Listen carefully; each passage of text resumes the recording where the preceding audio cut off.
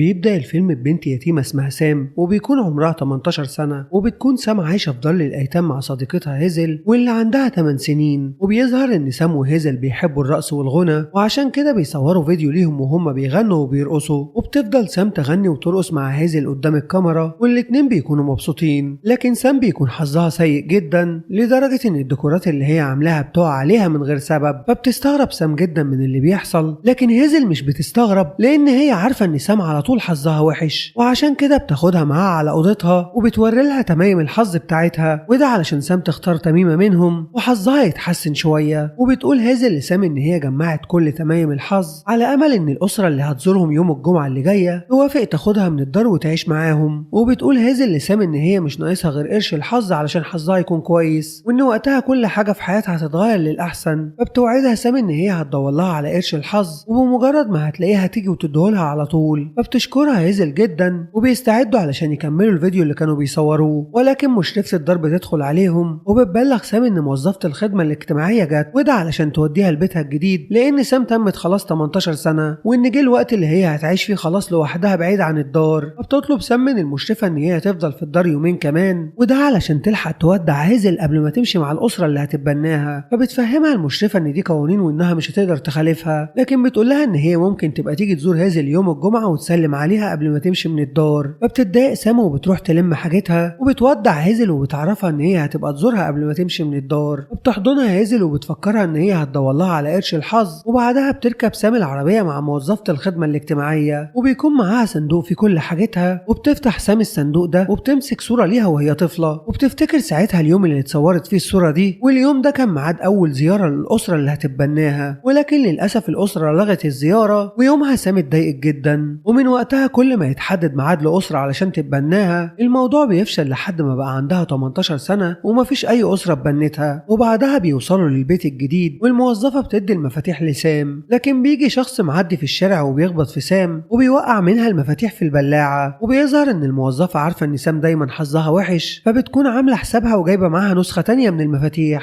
وتاني يوم بتصحى سام من نومها على صوت مكنة قص الزرع، وده لأن سام نسيت شباك الأوضة مفتوح، وعشان كده أوراق الزرع بتقع كلها جوه الأوضة. فبتتحرك سام بسرعة وبتحاول إنها تقفل الشباك، لكنها بتفقد توازنها وبتقع على السرير. وبعدها بتكتشف سام إن هي متأخرة على الشغل، فبتجري على الحمام بسرعة علشان تستحمى، ولكن المكنسة بتقع على أكرة الباب وبتتحبس سام جوه الحمام. فبتمسك سام أنبوبة معجون الأسنان وبتقدر إن هي ترفع المكنسة وتفتح باب الحمام. وبعدها سام بتعمل لنفسها أكل علشان تفطر، ولكن الأكل بيقع منها على الأرض. وبعدها بتخرج سام من البيت وبتكتشف إن كاوتش العجلة بتاعتها نايمة، فبتمسك منفخ وبتنفخ العجلة بسرعة. وأخيرا بتتحرك سام في طريقها لشغلها. وبالرغم من كل المواقف اللي حصلت لها، لكن سام بتقدر إنها توصل شغلها في ميعادها. وهناك سام بتقابل صاحب الشغل اللي اسمه مارفو وبيرحب بيها وبيبدأ يفهمها طبيعة شغلها. وكالعادة سام بيكون حظها سيء وبتعمل مشاكل كتير في الشغل، فبياخدها مارفو وبيخرج بيها بره المكان وبيطلب منها إن هي تراقب عربيات التسوق، وده علشان يحمي المكان من الفوضى اللي بتعملها سام. وبيجي يوم الجمعة وبتروح سام لدار الأيتام، وده علشان تودع صديقتها هيزل قبل ما تمشي مع الأسرة اللي هتتبناها. ولكن سام بتتفاجئ إن الأسرة أجلت الميعاد ليوم الحد، وبيظهر إن هيزل حزينة وخايفة لحسن تبقى زي سام وتوصل لسن 18 سنة من غير ما حد يتبناها. فبتواسيها سام وبتقول لها إن هي متأكدة إن الأسرة هتيجي يوم الحد. وبالليل بتروح سام علشان تقعد في كافيه، لكنها بتلاقي كل الترابيزات محجوزة. فبتحزن سام لأن حظها وحش، وساعتها بتقعد قدام الكافيه وهي متضايقة، وبيجي قط اسود وبيقعد جنبها. فبتقرر سام ان هي تديله الاكل اللي معاها، فبيفرح القط وبياكل الاكل كله وبيمشي. وبعدها سام بتلاقي عملة معدنية شكلها غريب مرمية على الارض، فبتفتكر سام كلام صاحبتها هيزل عن قرش الحظ. فبتتمنى سام ان العملة دي تكون هي قرش الحظ اللي هيزل كانت بتدور عليها. وتاني يوم بتستغرب سام لان هي بتصحى بدري عن ميعاد شغلها، وبتلاحظ ان العامل بيقص الزرع، ولكن الزرع مش بيقع جوه اوضتها. ده غير ان كل حاجة حوالين سام بتمشي كويسة ومش بيحصل لها اي مشاكل، وبيكون واضح كده ان هي خلاص اتخلصت من حظها الوحش. فبتستنتج سام هنا ان القرش اللي معاها ده يبقى قرش الحظ، وعلشان كده بتقرر ان هي تروح تزور صاحبتها هيزل وتديلها القرش بتاع الحظ. فبتروح سام شغلها الاول ومش بيحصل لها اي مواقف وحشة نهائي. وبمجرد ما سام بتخلص شغلها بتستعد علشان تروح لهيزل، ولكنها بتدخل الحمام الاول وللاسف قرش الحظ بيقع منها في الحمام. فبتحزن سام جدا وبتروح لنفس المكان اللي لقت فيه قرش الحظ، وده على امل ان هي تلاقي واحد تاني غير اللي ضاع. وبالصدفة بيكون القط موجود في نفس نفس المكان، وبيظهر ان هو بيدور على حاجة ضايعة منه. فبيسمع القط سام وهي بتندب حظها، وده علشان القرش ضاع منها. فبيغضب القط وبيلومها لان هي ضيعت قرش الحظ بتاعه. فبتستغرب سام لما بتلاقي القط بيتكلم زي البشر. فبتلاحظ سام ان القط لابس طوق عليه نفس الرسمة اللي كانت مرسومة على قرش الحظ. فبتتأكد وقتها ان القط ده هو صاحب قرش الحظ. فبتطلب منه يديها قرش الحظ بدل اللي ضاع منها، ولكن القط بيسيبها وبيطلع يجري في الشارع. فبتجري سام وراه لحد ما بتلاقيه واقف في مكان معين، وبيظهر قدامه لوحة مفاتيح وبيكتب عليها كلمة مرور، وبيتفتح قدامه بوابة وبينط القط جوه البوابة. فبتنط سام وراه، وبتكتشف سام ان هي اتنقلت لمكان تاني، والمكان ده اسمه أرض الحظ. وبتعرف ان القط ده اسمه بوب، وان هو يبقى واحد من سكان أرض الحظ. وبيترعب بوب لما بيكتشف ان سام موجودة في المكان. فبيقول لها ان ممنوع تواجد البشر هنا نهائي. فبتوعده سام ان هي تمشي من المكان، ولكن بعد ما يديها قرش حظ جديد. فبيفهمها بوب ان هو ما اداهاش القرش كهدية منه ليها، ولكن القرش ده خاص بيه هو، وانه وقع منه لما كان بياكل الوجبة. وبيشرح لها بوب ان سكان أرض الحظ بيفقدوا حظهم لما بيكونوا على أرض البشر، وعلشان كده هم بياخدوا معاهم قرش الحظ علشان يساعدهم. والمفروض ان هو يسلم قرش الحظ لمستودع قروش الحظ، ولكن اثناء ما هم بيتكلموا بيجي 2 من الجن، ودول المسؤولين عن مستودع قروش الحظ. فبتستخبى سام بسرعة وبتسمعهم وهم بيسألوا بوب عن قرش الحظ بتاعه. فبيقول لهم ان هو هيخلي جيري صاحبه هو اللي هيسلمه. فبتفهم سام ان جيري صاحب بوب عنده صلاحيات ان هو يدخل مستودع قروش الحظ. فبتيجي لسام فكرة ذكية وبتطلب من بوب ان هو يساعدها انها تاخد قرش حظ من المستودع، وده علشان سام تديه لصاحبتها هيزل. وبعدها سام هتمشي من أرض الحظ خالص، وفي المقابل سام هتدي لبوب زرار شنطتها علشان يحطه في مكان تسليم قروش الحظ، وبتعرفه ان محدش هيقدر ياخد باله. وبكده سام هتكون حلت مشكلة بوب. فبيقتنع بوب بكلامها وبيوافق على الخطة. فبعدها بيروح بوب يتكلم مع المشرفة وبيشتت انتباهها، وده علشان يدي فرصة لسام انها تعدي من البوابة. وبتقدر سام ان هي تدخل من البوابة، وبعدها بوب بيحط الزرار في مكان تسليم قروش الحظ، وبيدخل هو كمان لأرض الحظ. وبعدها بوب بياخد سام وبيروحوا على غرفة خلع الملابس، وهناك بيفتح بوب دولاب صاحبه جيري وبياخد منها هدوم جيري وبيديها لسام علشان تلبسها. وبعدها بيجي 2 من الجنيات وبيستغربوا من حجم سام. فبيقول لهم بوب ان سام تبقى جنية من دولة لاتيفيا، وبيعرفوا ان الجن في دولة لاتيفيا بيكون حجمهم ضخم زي سام. فبتصدق الجنيات كلام بوب وبيرحبوا بسام وبيمشوا. وبعدها بيتحرك بوب وسام لمستودع قروش الحظ، وبتنبهر سام لما بتشوف أرض الحظ وكل حاجة فيها بتكون ماشية كويس، ومفيش أي واحد من سكانها بيحصل له أي حاجة وحشة. وبعدها بيقابلوا جيري وبيعرفوا بوب على سام، وبيقولوا ان هي تبقى جنية من لاتيفيا، وان ده اول يوم شغل ليها في مستودع قروش الحظ، وبيطلب منه ان هو يساعدها. فبيرحب جيري بسام وبياخدها وبيدخلوا لمستودع قروش الحظ. وبتعرف سام ان مهمتها هي تلميع قروش الحظ، ولكنها ما بتقدرش تاخد واحد من قروش الحظ اللي هي بتلمعها، وبتسبب فوضى كبيرة في المستودع. وبعدها بيتم تشغيل صفارات الانذار. فبتيجي قوات مقاومة الحظ السيء، وده علشان يفحصوا المكان ويعرفوا ايه هو سبب الفوضى اللي حصلت. فبيضطر هنا بوب ان هو يعترف لجيري بالحقيقة، وبيطلب بوب من جيري ان هو يساعده هو وسام في حل مشكلتهم. فبيوافق جيري ان هو يساعدهم، وبيشرح لهم اللي هم هيعملوه بالظبط. وبيقول جيري ان هو هيستخدم واحدة من الطيارات بدون طيار، واللي بيستخدموها مشرفات أرض الحظ للعثور على اي قرش حظ بيضيع على أرض البشر. وبيقول جيري ان هم هيبعتوا الطيارة للأرض وهيتحكموا فيها، وهيدوروا على قرش الحظ اللي ضاع من سام لحد ما الطيارة تلاقيه، وساعتها هترجع بيه على أرض الحظ. وبيعرفهم جيري ان الطيارة بتشتغل بكريستالة الحظ، وبيتفقوا سوا ان بوب وسام يروحوا يجيبوا الكريستالة، وان جيري هيروح يجيب الطيارة من المخزن. وبعدها بتروح سام مع بوب على المكان اللي بيتصنع فيه كريستالة الحظ، وهناك بتتفاجئ سام بأنثى تنين اسمها بيب. وبتعرف سام ان بيب هي تبقى المسؤولة عن أرض الحظ كلها، ده غير ان بيب بتقدر ان هي تشم الحظ السيء في اي مكان. فبيطلب بوب من سام ان هي تستخبى، وده علشان بيب ما تشمش ريحتها. واول ما بتمشي بيب من المكان بيتحرك بوب وسام بسرعة، وبيقدروا يحصلوا على كريستالة الحظ. وفي نفس الوقت ده بيقدر جيري ان هو يطلع طيارة من المخزن، وبياخد الكريستالة من بوب وبيحطها جوه الارنب وبيشغله. وبعدها بيتحرك بوب وسام علشان ينفذوا الجزء التاني من الخطة. وبيروح بوب وسام على غرفة التحكم، وبيدخل بوب وبيخدع واحد من الارانب وبيقعد مكانه، وبيستخدم بوب جهاز الكمبيوتر وبيفتح البوابة، وبيتم ارسال الطيارة بدون طيار للارض. وبيقدر بوب ان هو يتحكم في الطيارة، وبيوصل لمكان الصرف الصحي في المدينة. وبتقدر الطيارة توصل لمكان قرش الحظ، وبترجع بيه على أرض الحظ من تاني. وبيكون جيري مستني الطيارة عند بوابة أرض الحظ، ولكنه بيلاقي إن الطيارة وقرش الحظ غرقانين في مية الصرف الصحي. فبيروح يجيب جوانتي علشان يمسك بيه قرش الحظ وإيده ما تتوسخش، ولكن جهاز النظافة الآلي بيشفط الطيارة جواه. وفي اللحظة دي بوب وسام بيخرجوا من غرفة التحكم، وبيتصدموا لما بيعرفوا من جيري ان الطياره وقرش الحظ اتشفطوا وتحولوا على قسم النظافه، فبيتحرك بوب وسام بسرعه علشان يجيبوا قرش الحظ من قسم النظافه. ولما بيركبوا الاسانسير سام بتدوس على زرار بالغلط وبينزلوا على ارض الحظ السيء واللي بتكون جاذبيته عكس جاذبيه ارض الحظ الحلو. فبتستغرب سام من اللي بيحصل، ولما بيتفتح باب الاسانسير سام بتقع وبتخرج منه، فبتحاول ان هي تدخل تاني ولكن حظها السيء بيخليها تفشل. فبيساعدها بوب وبيوصف لها الطريق اللي تقدر تخرج منه من ارض الحظ السيء، وبيعرفها ازاي تقدر توصل لبوابه رقم 13 وانها هتعدي منها لارض الحظ الحلو. فبتتحرك سام بسرعه وبتخبي نفسها من الموجودين اللي في المكان لحد ما بتقدر توصل لبوابه رقم 13، وبتدخل سام للبوابه بسرعه وبترجع لارض الحظ الحلو من تاني. وبعدها بوب وسام بيروحوا على قسم النظافه وبيستخبوا قبل ما جيف المسؤول عن قسم النظافه يشوفهم. وبيلاحظ بوب ان في حبوب من الحظ السيء لازقه في رجل سام، وبيجي جيف وبينظف الارض من حبوب الحظ السيء لحد ما بيوصل لمكان بوب وسام. ولحسن الحظ جيف بيفتكر ان حبوب الحظ السيء اتسربت من الخلاط واللي هو بيجمع فيه حبوب الحظ السيء. وبيظهر ان جيف طيب جدا وبيرحب ببوب وسام، وده لان مفيش حد بيزوره خالص في قسم النظافه. فبتسال سام جيف هو ازاي بيقضي اغلب الوقت لوحده، فبيحكي لها جيف ان هو في الاول كان بيتضايق من وحدته وده كان بيأثر على شغله. وفي يوم خلاطات الحظ السيء انفجرت وجسمه كله اتصاب بحبوب الحظ السيء. وبيقول جيف ان اللي عالجته من اللي حصل هي بيب مديرة ارض الحظ بنفسها. وبتعرف سام ان جيف حب بيب اول ما شافها، ومن وقتها وهو عايش على ذكرى حبه ليها. وبيوريها جيف صورة ليه مع بيب اثناء فترة علاجه، وبيظهر ان جيف حزين جدا لان بيب مش بتحبه زي ما هو بيحبها. وفي الوقت ده بوب بيدور في وسط المخلفات على الطيارة بدون طيار واللي فيها قرش الحظ، وبيروح له جيف وبيسأله هو بيدور على ايه. فبيقول له بوب ان هو بيدور على طيارة بدون طيار وان فيها قرش الحظ بتاعه. فبيقول له جيف ان هو لقى الطيارة من شوية وان فعلا كان فيها قرش الحظ، ولكنه بعت قرش الحظ للمستودع علشان يتم تطهيره، وده لان قرش الحظ كان غرقان بمية الصرف الصحي. فبعدها بوب وسام بيرجعوا تاني لارض الحظ، وبيكون بوب محبط جدا لانهم ما قدروش يلاقوا قرش الحظ. ولكن سام بتفاجئه ان هي عندها خطة هتجيب بيها قرش حظ جديد، وبيظهر ان هي معاها لسه حباية من حبوب الحظ السيء. فبتروح بيه على مكتب بيب وبتطلب انها تقابلها، واول ما بيب بتشم ريحة الحظ السيء فبتستدعي قوات مقاومة الحظ السيء علشان يتخلصوا من الحباية اللي في رجل سام. وبعدها بتطلب سام من بيب ان هي تديها قرش حظ جديد، وبتفكرها سام باللي هي عملته مع جيف لما اتصاب بالحظ السيء زمان. وبتكتشف سام ان بيب هي كمان بتحب جيف، وبتكون فاكرة ان هو مش بيحبها. وعلشان سام فكرت بيب بأحلى ايام حياتها فبتديلها قرش حظ جديد، وده علشان يساعدها في مقاومة تأثير الحظ السيء عليها. فبتشكرها سام وبتخرج من المكتب وهي مبسوطة، وبتجري على بوب علشان تعرفه باللي هي عملته. ولكن سام بتتصدم لما بتشوف المشرفة وهي بتقبض على بوب، وده لان المشرفة اكتشفت ان بوب خدعها وان هو حط زرار في المكنة بدل ما يحط قرش الحظ. فبتروح لها سام بسرعة وبتديلها قرش الحظ اللي معاها، وبتقول سام للمشرفة ان قرش الحظ ده وقع من بوب وهي لقيته. فبتاخد المشرفة قرش الحظ وبتحرر بوب. فبعدها بوب بيشكر سام لان هي ما اخدتش قرش الحظ ومشيت بيه علشان تروح لصاحبتها هيزل. فبتقول له سام ان هي عندها خطة تانية وهتقدر بيها ان هي تساعد هيزل وهتخلي حظها حلو. وبعدها سام بتاخد بوب وبتروح بيه على قسم النظافة، وبتستغل سام ان جيف مشغول وبيمارس الرياضة، وبتروح على خلاطة الحظ السيء وبتوقفها. وبكده سام بتمنع الحظ السيء ان هو يوصل للارض. وبتشرح سام لبوب ان هيزل هتقابل الاسرة اللي هتتبناها، وبما ان هي منعت الحظ السيء من الوصول للارض فبالتالي هيزل هيكون حظها حلو، والعيلة اللي راح تشوفها في الدار هتتبنى هيزل. وبعدها سام بتقرر ان هي تمشي من ارض الحظ، ولكن خلاط الحظ السيء بينفجر وحبوب الحظ السيء بتغطي ارض الحظ بالكامل. فبيجري بوب وسام عشان يحاولوا يلاقوا حل في اللي بيحصل ده، وبسبب الانفجار ده الحظ الحلو مش بيوصل للارض. وبتشوف سام صاحبتها هيزل وهي حزينة، وده لان الاسرة اللي هتتبناها ما بتروحش الدار اصلا. وبعدها بتيجي بيب وبتحاول ان هي تلاقي حل للمصيبة دي، وبيظهر ان بيب بتدور على قرش الحظ وما يكونش ملوث بحبوب الحظ السيء، وده علشان تقدر تصنع بيه احجار الحظ وتصلح عجلة الحظ. وفجأة بوب بيطلع قرش الحظ اللي كان مخبيه في الطوق وبيدي القرش ده لبيب، ولكن للاسف قرش الحظ ده بيكون اتلوث هو كمان، وبيب مش هتقدر تستخدمه. وبكده بيكون بوب اعلن عن السر اللي هو مخبيه عن الكل، والسر ده هو ان بوب من سكان ارض الحظ السيء، وان هو لقى قرش الحظ ده بالصدفة وفضل مخبيه في الطوق علشان الحظ يلازمه ومحدش يكتشف ان هو من سكان ارض الحظ السيء. وبتقرر سام ان هي تعترف لبيب ان هي من البشر وان هي السبب في كل اللي حصل ده. فبتتضايق منها بيب لان هي خدعتها وبتسيبها وبتمشي. وبعدها بتقعد سام وهي حزينة لان هي ما قدرتش تساعد صاحبتها هيزل، ده غير كمان ان هي تسببت في دمار ارض الحظ. لكن بوب بيوصيها وبيقول لها ان هي افضل انسانة قابلها في حياته، وده لان هي دايما وبتفكر انها تساعد كل اللي حواليها. فبتفرح سام بكلام بوب وبتحاول تفكر في طريقة تصلح بيها غلطتها. فبتفتكر هنا سام لما كانت في أرض الحظ السيء وشافت حجر شبه حجر الحظ الحلو، فبياخدها بوب وبيروحوا سوا على أرض الحظ السيء. وهناك بيقابل رودي صديق بوب وبتحكي له سام على اللي حصل. فبيقول لها ان اللي هي شافته عبارة عن مجموعة من حبوب الحظ الحلو، وان رودي كان بيجمعهم من فترة طويلة، وبيقول لها ان هو كان محتفظ بيها ومخبيها عن الكل، وده علشان زمايله اللي معاه في أرض الحظ السيء يكون لهم نصيب صغير من الحظ الحلو. وبيقرر رودي ان هو يدي لسام الحبوب دي علشان تقدر تنقذ أرض الحظ الحلو. وبيقول لها رودي ان هو واللي معاه مش هيتأثروا بغياب حبوب الحظ الحلو عنهم، وده لانهم عرفوا فوائد الحظ السيء، ومن الفوائد دي انهم ازاي يتعاملوا مع المواقف الصعبة. وبعدها سام بتروح لبيب وبتديها حبوب الحظ الحلو وحبوب الحظ السيء. وبتفرح بيب وبتصنع احجار الحظ عشان تحطها في عجلة الحظ وتشغلها من تاني. ولكن سام بتكتشف ان بيب بتحط احجار الحظ الحلو بس في عجلة الحظ، وده علشان تخلي العالم كله يكون حظه حلو ومفيش حد يبقى حظه سيء. فبتجري عليها سام بسرعة وبتمنعها وبتقول لها ان هي لازم تحط حجر الحظ السيء في عجلة الحظ، وده لان الحظ السيء مفيد ليهم في اوقات كتيرة. وبتفكرها سام ان حبوب الحظ السيء هو اللي خلاها تقابل جيف في حب حياتها، وده غير ان حبوب الحظ السيء هو اللي ساعدها في الحصول على حبوب الحظ الحلو، وده معناه ان الحظ السيء هو اللي انقذ ارض الحظ الحلو. فبتقتنع بيب بكلامها وبتحط حجر الحظ السيء في مكانه وبتدور عجلة الحظ، وبيحصل التوازن وارض الحظ بترجع لطبيعتها والحظ بيوصل لارض البشر من تاني. وبعدها سام بتشوف هيزل وهي مبسوطة لان الاسرة وافقت ان هي تتبناها، وبتاخد سام كل اهل ارض الحظ الحلو وبيروحوا ويزوروا اهل ارض الحظ السيء. وهناك سام بتدي حجر الحظ الحلو لرودي وبتشكره على مساعدته ليهم. وبيجي الوقت اللي سام بتودع فيه كل اللي حواليها، وده علشان ترجع للارض من تاني. ولكنها بتتفاجئ ان بوب بيطلب منها ان هي تاخده معاها ويعيشوا سوا كعيله واحده. فبتوافق سام وبتحضنه وبيكونوا في قمه السعاده. وبتمر سنه وبتكون سام هي مديره المكان اللي هي بتشتغل فيه. وبعد ما سام بتخلص شغلها بتاخد بوب وبيروحوا يزوروا هيزل في بيتها الجديد، وبياخدوا هيزل معاهم وبيخرجوا سوا علشان يقضوا عطله نهايه الاسبوع سوا. وبيخلص فيلمنا. لو الفيلم عجبك ما تنساش بقى الاشتراك وتفعيل زر الجرس علشان يوصلك كل جديد.